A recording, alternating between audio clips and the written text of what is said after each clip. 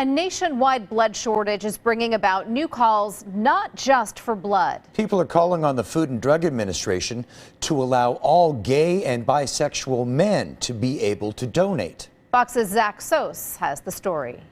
You know, it's something that needs to change. California Insurance Commissioner Ricardo Lara addressing an FDA rule banning gay or bisexual men who've had sex with other men in the last 3 months from donating blood. Just clearly, simply just a discriminatory act that really no longer stands the test of time, and that science tells us does nothing to keep our blood supply safe. A restriction that started out as a lifetime ban on gay men at the height of the AIDS epidemic in 1983 eventually loosened over the years. This is a very antiquated rule to say that people who are at risk for HIV can't give blood. We absolutely know how to screen blood.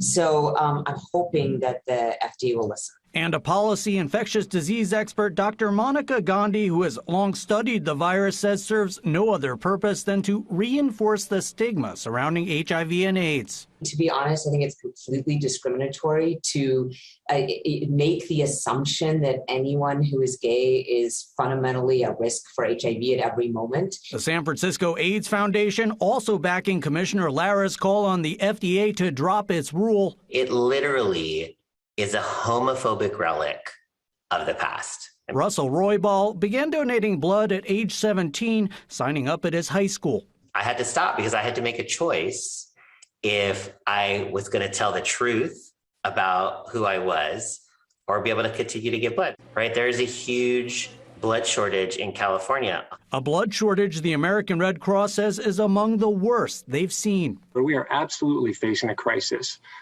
We want to make sure that we always have a 3 to 5 day supply of blood on hand, and right now we just don't. And in a statement, the Red Cross adding in part, quote, donation eligibility should not be determined by methods that are based upon sexual orientation, leaving Commissioner Lara wondering why the FDA isn't listening. Research shows that approximately more than 300,000 more people would donate if this rule were not in place, and roughly enough to save lives of over 1 million people. I mean,